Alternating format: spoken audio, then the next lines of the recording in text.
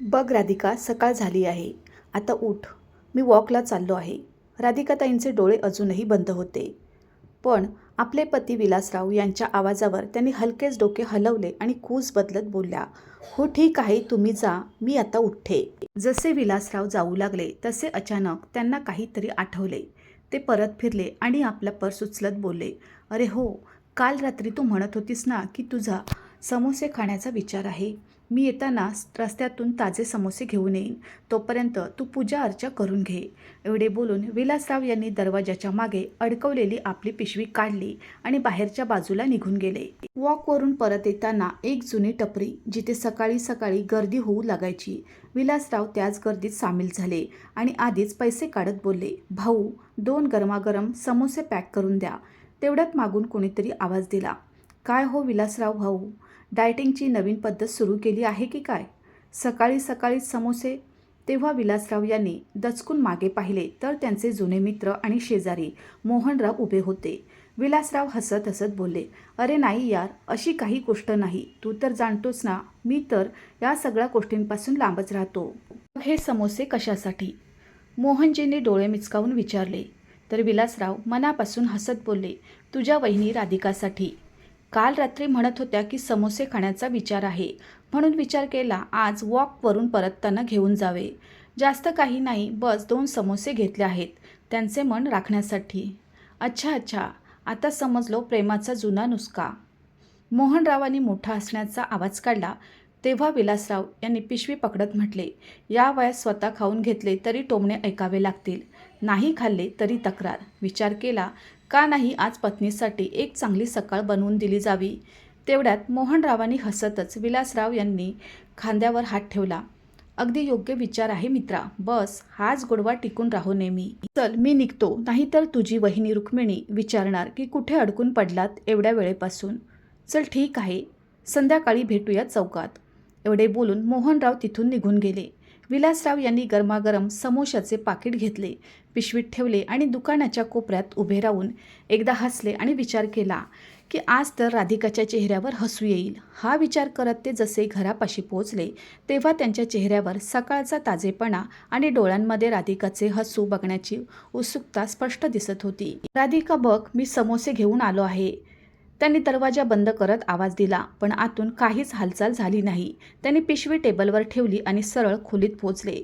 बिछाण्यावर राधिकाताई त्याच प्रकारे झोपलेल्या होत्या जसे ते त्यांना सकाळी सोडून गेले होते. विलासराव यांनी हलकेच चिडत म्हटले, वा वा, तुम्ही तर अजूनही घोडे विकून झोपला आहात. काय गोष्ट आहे, आज उठण्याचा विचार नाही आहे का? पण जेव्हा राधिकाताई उठल्या नाहीत तेव्हा ते जवळ आले, पलंगाच्या कडेला बसले आणि प्रेमाने बोलले, बघ, गरमागरम समोसे घेऊन आलो आहे. आता तरी उठ आणि आज बिना पूजा अर्चा करताच खाऊन घे, नाहीतर थंड होऊन जातील. असे म्हणत त्याने जसे राधिकाताईंच्या हाताला स्पर्श करून हलवू इच्छिले तसा हात एकदम सैल होऊन पलंगाच्या कडेला रेंगाळत खाली पडला. विलासराव यांचा हात तिथेच थबकला. चेहऱ्याचे हसू जणू गोठून गेले. एक क्षण त्यांनी विचार केला, कदाचित राधिकाजी थट्टा करत आहेत किंवा गाढ झोपेत आहेत. राधिका उठ ना, बघ ते समोसे थंड होऊन जातील. आता त्यांच्या आवाजात थरकाप होता. त्यांनी राधिकाताईंचा चेहरा आपल्या बाजूला केला. बघ राधिका, थट्टा नको करू, मी समोसे आणले आहेत. विलासराव यांच्या डोळ्यातून अश्रू वाहू लागले. ते एकदा पुन्हा राधिकाताईंचा हात पकडत बोलले, पण आता तो हात फक्त एक शव बनून राहिला होता. त्यांनी थरथरत्या हाताने आपले अश्रू पुसले आणि अडखळत्या पावलांनी दरवाजांपर्यंत पोहोचले आणि तिथूनच जड आवाजात आपल्या मुलाला हाक मारली, सुनील, ए सुनील बाळा, जरा खाली ये, तुझी आई उठत नाही आहे. आता काय झाले? पप्पा सकाळी सकाळी शांततेने झोपू पण देत नाही. एवढे ओरडत का आहात? विलासराव यांच्या डोळे दरवाजावर टिकले होते की कदाचित मुलगा धावत येईल, पण तिथे फक्त आवाज गुंजला, चिंता नाही. काही वेळात सुनील पायऱ्या उतरत खाली आला. त्याच्या चेहऱ्यावर कोणतीही घबराट नव्हती, उलट चिडचिड स्पष्ट दिसत होती. तो सरळ दरवाजाच्या जवळ आला. आत डोकावून पाहिले तर राधिकाताई तशा शांत झोपलेल्या होत्या. तेवढ्यात विलासराव थरथरत्या आवाजात बोलले, बाळा, तू डॉक्टरला फोन कर, आता काही फायदा नाही बाबा. आई आता या जगात राहिली नाही, आई आपल्याला सोडून गेली आहे. सुनीलच्या मुखातून हे ऐकून विलासराव यांच्या डोळ्यातून वाहणारे अश्रू थांबले. राधिका, तू अशी कशी निघून गेलीस? आता मी तुझ्याशिवाय कसा जगू शकेन? तेवढ्यात मागून सुमन आली, हातात मोबाईल फोन आणि ग्लासमध्ये अर्धा चहा. मग आपल्या सासूकडे बघून बोचऱ्या हसण्यासोबत बोलली. काय झाले, अजून आई उठल्या नाहीत का? काय मरून गेल्या का? चला चांगले झाले, आता रोज रोजचे नाटक नाही बघावे लागणार. विलासराव यांचे डोळे आता राधिकाताईंवर नव्हते, आपल्या सुनबाईवर होते. पण त्या डोळ्यात प्रकाश नव्हता, फक्त एक शांतता होती, जी हजारो प्रश्नांनी भरलेली होती. तेवढ्यात आपल्या वडिलांना रडताना बघून सुनील बोलला, बाबा आता रडणे धुणे बंद करा, शेजाऱ्यांना बोलवा आणि अंत्यसंस्काराची तयारी करा. आणि हो, लवकर करा. दुपारच्या वेळेत एक महत्त्वाची मीटिंग आहे. एवढे ऐकताच विलासराव हळूच बोलले, तुझी आई आहे ही, काहीतरी सन्मान ठेव. विलासराव यांचा आवाज कापत होता, पण सुनीलच्या चेहऱ्यावर कोणतेही भाव नव्हते. तो मोठ्या आवाजात पुन्हा बोलला, आता तुम्ही भावनिक नाटक सुरू करू नका. प्रत्येकाला एक दिवस जायचेच असते. आई गेली तर तुमच्या रडण्याने ती परत तर नाही ना येणार. आता जास्त भावनिक बनण्याचे वय पण नाही राहिले तुमचे. विलासराव यांच्या डोळ्यातून अश्रू गप्पपणे पडत राहिले. त्यांनी कोणतेही उत्तर दिले नाही. तेवढ्या सुमन पण बोलू लागली, आणि ऐका हो, आमच्याकडून कोणतीही अपेक्षा ठेवू नका. माझ्याकडे तसा पण वेळ नाही आहे. हे अंत्यसंस्कार, आंघोळ करणे आणि एका बाजूला बसून रडणे मला जमणार नाही. संध्याकाळी पार्लरला जायचे आहे. पूनमचे लग्न आहे तर लवकर आटपा हे सगळे. विलासराव आपल्या पत्नीकडे बघतच राहिले, जिच्यासोबत आयुष्याचा प्रत्येक ऋतू घालवला होता. पण आता ती शांत पडली होती. कदाचित ही बेफिक्री बघण्याची तिची इच्छा नव्हती. थोड्याच वेळात शेजारच्या स्त्रिया आल्या. एका स्त्रीने विचारले, भाऊ काय झाले राधिकाताईंना? विलासराव यांनी हळूच म्हटले, उठली नाही, सकाळपासून बस झोपलेलीच राहिली. कोणीतरी हळूच तिच्या चेहऱ्यावर पांढरी चादर ओढली. विलासराव डोळ्यात अश्रू घेऊन बस एका बाजूला पुतळ्यासारखे बसून राहिले. काही वेळानंतर राधिकाताईचा अंत्यसंस्कार करण्यात आला. हळूहळू शांततेत दिवस सरू लागले. आता राधिकाताई जाऊन 8 दिवस झाले होते. घराची शांतता हळूहळू सवयीत बदलत होती. विलासराव आज पण रोजच्यासारखे उठले, पण यावेळी त्यांच्या हातात टॉवेल नव्हता. उलट राधिकाताईंचे छायाचित्र होते. ते छायाचित्र जे 8 दिवसांपूर्वी चितेच्या उशाशी ठेवले गेले होते. त्याने ते छायाचित्र हळूच उचलले. एक वेगळाच ओलावा आणि थरथरत्या हातांसोबत मग गप्पपणे त्याला आपल्या उशीच्या जवळ ठेवून दिले.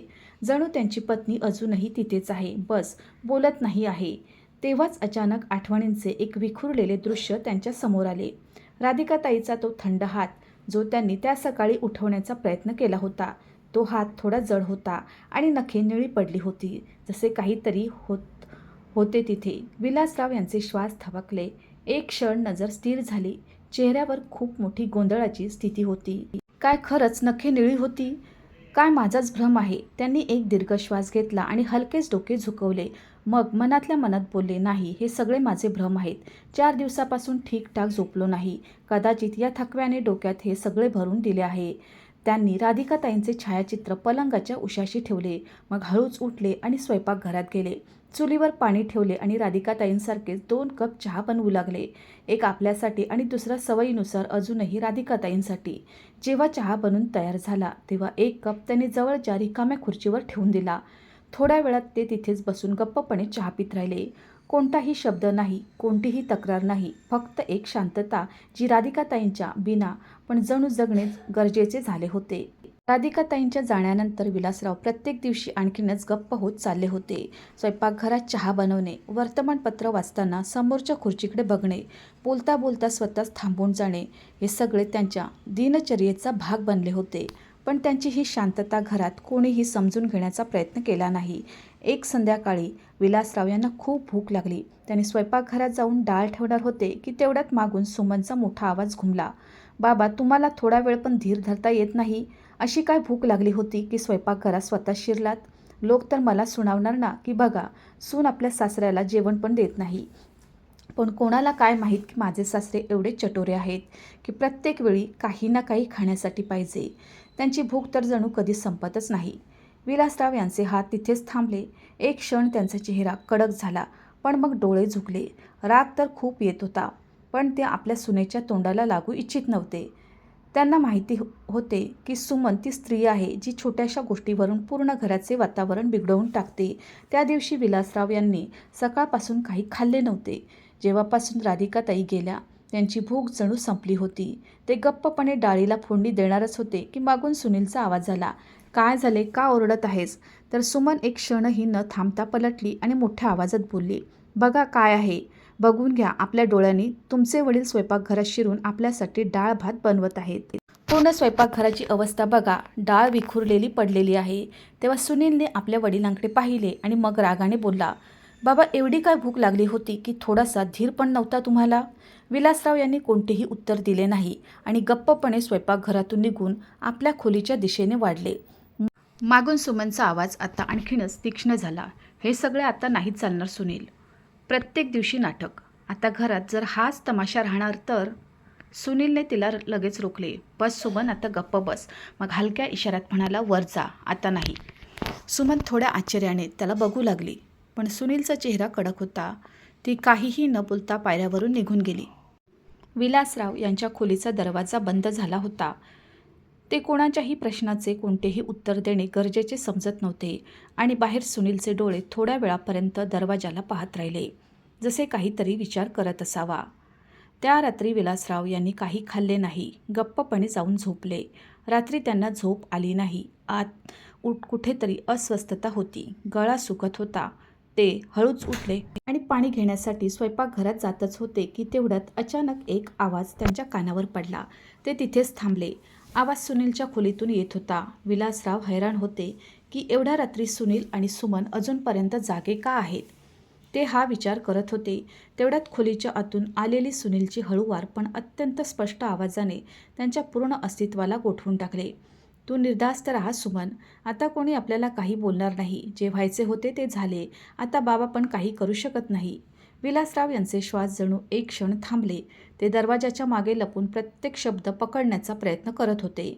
पण जो पुढचा शब्द त्यांच्या कानावर आदळला त्याने त्यांच्या पायाखालची जमीनच सरकवली. त्यांची राधिका, जिला त्यांनी आपल्या हाताने निरोप दिला होता, ती खरंच झोपली नव्हती, झोपवली गेली होती.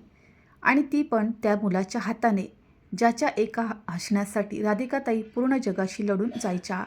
आता खोलीच्या आत एक हसण्याचा आवाज घुमत होता आणि बाहेर एका वडिलांचा आत्मा विखुरत होता. बिना आवाजाचा, बिना अश्रूंचा. कशा तरी प्रकारे स्वतःला सांभाळत विलासराव हळूहळू आपल्या खोलीत गेले.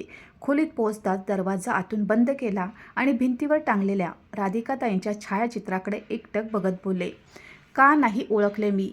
त्या दिवशी तुझ्यावर काय बेतले होते? अशा प्रकारे तू आपल्याच गर्भातून जन्मलेल्या मुलाच्या आणि त्याच्या पत्नीच्या द्वेषाची बळी ठरलीस आणि मी बस फक्त समोसे आणण्यात अडकून राहिलो. हे शब्द त्यांच्या ओठातून नाही, त्यांच्या आत्म्यातून निघत होते. ते तिथेच बसून ढसाढसा रडू लागले. पण ते अश्रू फक्त दुःखाचे नव्हते, उलट एका निर्णयाने वाहत होते. अश्रूंना पुसत विलासराव यांनी एक दीर्घ श्वास घेतला आणि मनातल्या मनात बोलले, आता मी गप्प नाही राहणार. राधिका, आता ते करणार जे कदाचित जगात कोणत्या बापाने कधी केले नसेल. असे म्हणत विलासराव उठले आणि सरळ कपाटाच्या दिशेने वाढले. जसे कपाट उघडले, त्यांच्या डोळ्यातून अश्रू गायब झाले होते. तो फक्त एक विस्तव आणि एक निर्णय होता, जो फक्त विलासराव यांनी नाही, उलट एका खचलेल्या पतीने घेतला होता. आपल्या पत्नीसाठी त्यांनी हळूच कपाटात ठेवलेली एक जुनी फाईल काढली, ज्यामध्ये काही कागदपत्रे होती.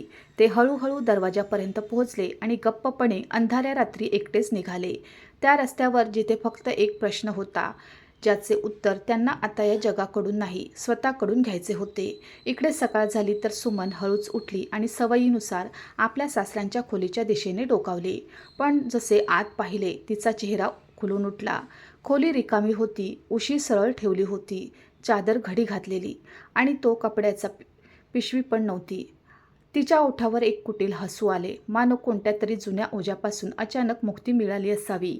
ती वेगाने आपल्या खोलीत गेली आणि सुनीलची चादर ओढत बोलली, ऐका, आजचा दिवस खूप चांगला आहे. तेव्हा सुनीलने कूस बदलत चिडून म्हटले, अरे आता काय झाले? सकाळी झोपू दे ना थोडे. पूर्ण रात्र झोप आली नाही. तर सुमनने थंड श्वास घेऊन डोळे फिरवले. आधी मला एक जोरात चिमटा काढ. कुठे मी स्वप्न तर नाही ना बघत? सुनील रागाने बोलला, तू सरळ गोष्ट का नाही सांगत? डोके का खराब करत आहेस? सुमन आता मोठ्याने हसली. जे मी सांगायला जात आहे ते ऐकशील ना तर तू पण आनंदाने वेडा होशील. हे ऐकून सुनील दचकला. अरे बाबा सांग ना आता. अरे तुमचे ते म्हातारे वडील घर सोडून निघून गेले आहेत. हे ऐकून सुनील झटक्यात उठून बसला. काय काय बकवास करत आहेस तू? असे कसे निघून जातील? इथेच कुठे गेले असतील? आता त्या म्हाताऱ्याला यावेच लागेल. तेव्हा सुमनने डोके हलवले. नाही, मी त्यांच्या खोलीत जाऊन आले आहे. त्यांचे कपडे, पिशवी काहीही इथे नाही आहे. वाटते यावेळी पक्के निघून गेले. आता आपले चांगले दिवस सुरू झाले आहेत. सुनील, आता हे घर आपले आहे. मी याची मालकीण आहे. तुम्ही याचे मालक आहात. सुमनने चिमटा घेत म्हटले. तर सुनीलच्या डोळ्यात पण एक वेगळीच चमक आली. पण त्याचा कोणताही आनंद नव्हता, ना कोणती सुटका. तो शांत होता. पण सुमन आता पूर्ण घरात फिरून हसत होती. आता बघा, हा जुना पलंग पण काढून टाकते आणि स्वयंपाकघराच्या टाईल्स बदलून घेईन. वर्षांपासून या घराची दुर्गंधी होती, आता ती हटेल. सुनील अजूनही गप्प उभा होता, कारण त्याला अजूनही विश्वास होत नव्हता की त्याचे वडील असे कुठे निघून जातील. तो मनातल्या मनात विचार करू लागला, कुठे काही समजले तर नाही ना. त्याच्या बोटांनी नकळतच उशीच्या कडेला घासले. जणू काही डोक्यात कोणताही विचार वाईट प्रकारे उद्भवत असावा. सुमनला आता या गोष्टींनी काही फरक पडत नव्हता. तिचा आवाज पूर्ण घरात घुमत होता. आता ना कोणती टोकाटोकी, ना कोणत्या नजरा. आता हे घर आपले आहे आणि आता आपण सगळे काही आपल्या हिशोबाने करू. पुढच्या दिवशी सुमन स्वयंपाकघरातून बाहेर निघालीच होती की दरवाजावर घंटी वाजली. जसे तिने दरवाजा उघडला तर समोर तिची आई सुलेखाजी उभ्या होत्या. त्या सुमनच्या डोळ्यात चमक बघून हसल्या. अरे वा, वाटते कोणती तरी मोठी आनंदाची बातमी आहे. कुठे तुझ्या सासूसोबत सासरे पण टपकले तर नाही ना? सुमनने खळखळून हसत म्हटले. आई, तू पण ना. असे नशीब कुठे आहे माझे. पण हो, तो म्हातारा आता घर सोडून गेला आहे आणि आता पूर्ण घर माझे आहे. सुलेखाजींच्या डोळ्यात चमक आली. तू तर खरोखरच उंच भरारी मारलीस मुली. आता तुला कोणी नाही रोखणार. इतक्यात सुनील पण तिथे आला.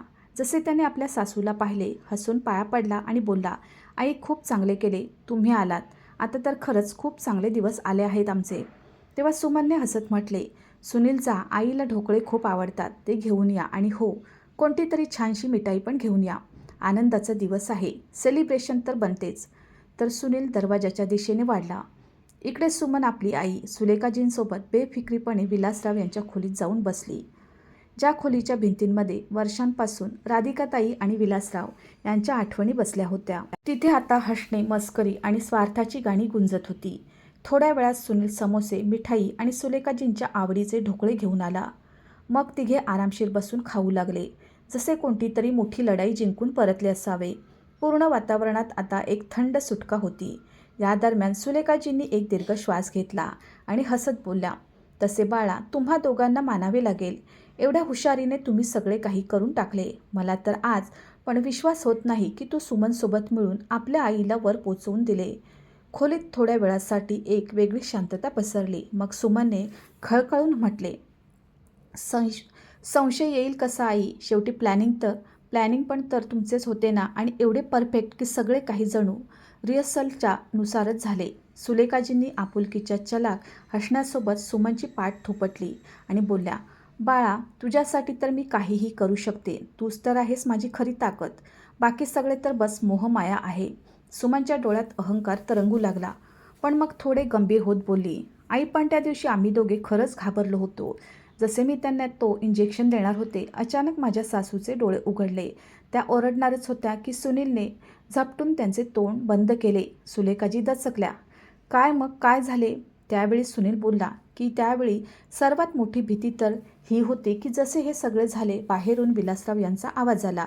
ते मॉर्निंग वॉकवरून परत आले होते आणि घाई गडबडीत तो इंजेक्शन माझ्या हातातून सुटून पलंगाच्या खाली जाऊन पडला. तीच गोष्ट आम्हाला खात होती. सुमनने हसत गोष्ट पूर्ण केली. पण जसे विलासराव घर सोडून गेले, आम्ही सुटकेचा श्वास घेतला आणि ती कुपी पण आम्हाला मिळून गेली. सुलेखाजींनी हसत टाळी वाजवून दिली. चला, म्हणतात ना की शेवट चांगला तर सगळं चांगलं. तिकडे दुसऱ्या बाजूला विलासराव आता ते सगळे काही करून चुकले होते, ज्याची त्यांच्या मुलाने आणि सुनेने कल्पना पण केली नव्हती. ज्या घराला ते लुटून बसले होते, ज्या आईला त्यांनी मारून टाकले आणि ज्या वडिलांना त्यांनी फक्त ओझे समजले होते, तो बाप आता या ओझ्याच्या राखेतून एक शांत वादळ उठवून चुकला होता. म्हणतात ना, ज्यांनी सगळे काही गमावले आहे त्यांच्याकडे गमावण्यासारखे काही उरत नाही, पण करण्यासाठी खूप काही असते. विलासराव यांच्या पिशवीत ना फक्त कागदपत्रे होती, उलट त्यांच्या आत्म्याचा विस्तव पण होता. त्यांच्या समोरच्या टेबलच्या त्या पलीकडे बसला होता वकील श्रीयुत देशमुख, ज्यांची लेखणी आता कदाचित एका न्यायाची कहाणी लिहिणार होती. वकिलाने हळूच कागदपत्रे उचलली, चष्मा ठीक केला आणि पाने पलटत बोलला, विलासराव, तुम्ही पूर्णपणे निश्चित आहात ना? काय तुम्ही आपली पूर्ण संपत्ती या ट्रस्ट नावावर करू इच्छिता, जो वृद्धांसाठी काम करतो आणि या घराच्या नावावर पण मुलगा किंवा सुनेचा कोणताही दावा राहणार नाही. विलासराव यांनी दीर्घ श्वास घेतला आणि मग नजर झुकवून बोलले, हो, आत्ता माझ्या दुनियेत माझी राधिका नाही राहिली. आणि मुलगा तर त्याच दिवशी मेला होता ज्या दिवशी माझी राधिका माझ्याकडून हिरावून घेतली होती. त्यांनी फाईलच्या दिशेने इशारा करत म्हटले, बस एवढे करून द्या की माझ्यानंतर हे घर त्या बेनिकामी वृद्धांचे व्हावे, ज्यांना त्यांची मुले घरातून काढून देतात आणि माझ्यासारखे ते पण एकटे रडणार नाहीत. तेव्हा वकिलाने कागदपत्रांची एक मोठी फाईल विलासराव यांच्या समोर ठेवली आणि पाने पलटत बोलले, जसे तुम्ही सांगितले होते विलासराव, मी सगळे कागदपत्र तयार केले आहेत. बस सर्व कागदांवर तुमची स्वाक्षरी पाहिजे. त्यानंतर या संपत्तीवर तुमच्या मुलाचा आणि सुनेचा कोणताही अधिकार राहणार नाही, ना घरावर, ना बँक खात्यावर, ना मालमत्तेवर. विलासराव यांनी थरथरत्या हातांनी लेखणी उचलली आणि कागदपत्रांवर आपली स्वाक्षरी करून दिली. ती प्रत्येक स्वाक्षरी राधिकाताईंसाठी न्याय, आपल्या अपमानाचे उत्तर आणि एक तुटलेल्या विश्वासाची किंमत चुकावत होती. स्वाक्षरी पूर्ण होताच वकिलाने डोके हलवले आणि बोलला, आता हे घर, हे नाव आणि हा सत्कार त्यांना मिळेल जे खरोखरच याचे हकदार असतील. वकिलांकडून फाईल घेऊन विलासराव यांनी त्या पिशवीत जपून ठेवली आणि संत पावलांनी ऑफिसच्या बाहेर निघून आले. दरवाजातून निघताच त्यांनी आपल्या खिशात हात टाकला आणि जुन्या मोबाईलला काढत एक दीर्घ श्वास घेतला आणि मग तोच जुना नंबर लावला इन्स्पेक्टर रोहितचा. फोनच्या दुसऱ्या बाजूला जसे कॉल लागला तसे विलासराव यांनी सरळ उत्तर दिले, हो रोहित साहेब, सगळे कागदपत्र तयार आहेत. जे मी सांगितले होते त्याचा प्रत्येक पुरावा माझ्याकडे आहे. तेव्हा फोनच्या त्या पारवरून इन्स्पेक्टर रोहितचा आवाज आला, आपण निश्चित राहा, पोलीस वेळेवर पोहोचेल. आता त्या दोघांचे काही खरे नाही. जे तुम्ही सांगितले त्याचा हिशोब आता कायदा घेईल. बस तुम्ही घरी परत जा आणि पुढचे काम आमच्यावर सोडून द्या. विलासराव यांनी फोन कट केला आणि एक दीर्घ श्वास घेत आकाशाच्या दिशेने पाहिले. राधिका, तू बघशील, तुझे खुनी शांततेने नाही जगू शकणार. त्यांच्या चेहऱ्यावर आता अश्रू नव्हते, बस एक शांतता होती ज्यामध्ये वादळ चालत होते आणि तिकडे घराच्या आत अजूनही जल्लोषाचे वातावरण होते. पण हा कोणताही सणाचा नाही, उलट लोभ आणि विजयाच्या नशेचा जश्न होता. सुमन आपल्या सासू राधिकाताईंच्या कपाटासमोर बसली होती. एक एक दागिना काढून स्वतःवर घालून बघत होती. आई बघ ना, हा हार माझ्यावर किती छान दिसत आहे, तिने आरशात स्वतःला निहारत म्हटले. आता तर मी खरंच या घराची राणी वाटत आहे. तर सुलेखाजींनी टोमणा मारत म्हटले, राणीच नाही, महाराणी. आणि तुझा सुनील पण तर कोणत्या राजापेक्षा कमी नाही आहे. खोलीत हसण्याचे आवाज पसरले.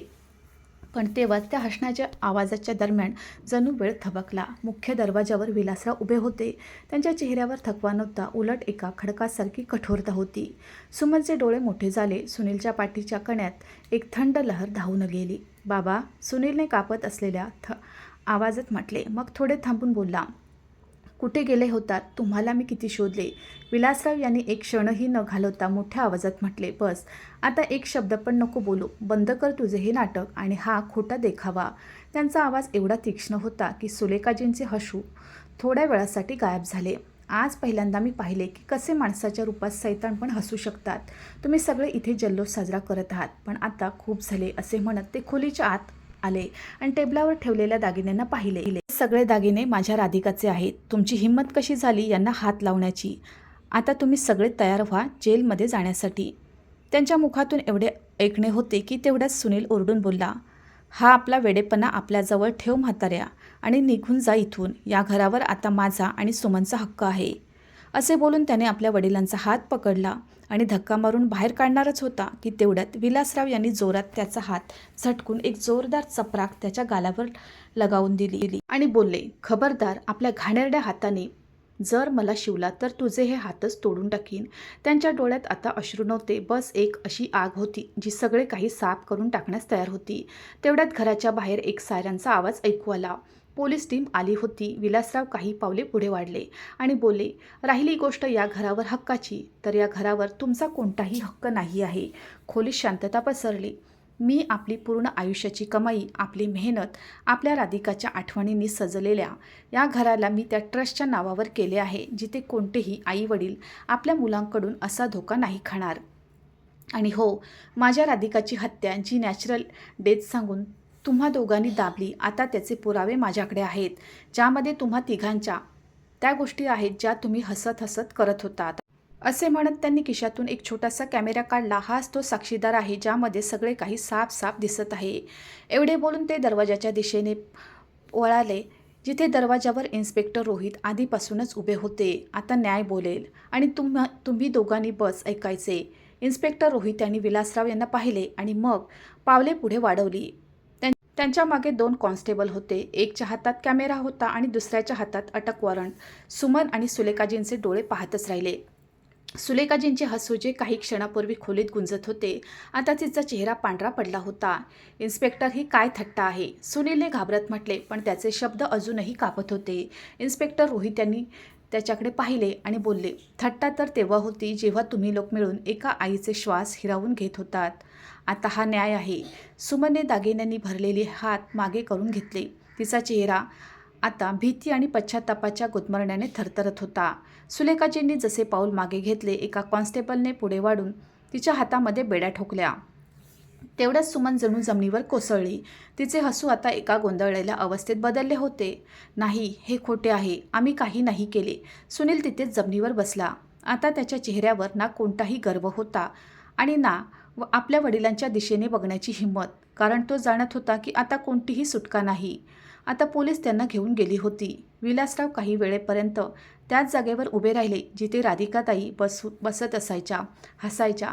त्यांनी हळूच राधिकाताईंचे छायाचित्र काढले आणि बोलले, बघितलेस राधिका, तुझ्या विलासरावाने हार नाही मानली. तुझ्यासाठी तुझ्या नावाची ती इज्जत वाचवून आणली आहे, जी या 4 भिंतीपेक्षा खूप मोठी आहे. आता विलासराव यांच्या चेहऱ्यावर एक समाधान होते, कारण त्यांच्या राधिकाला न्याय मिळाला होता.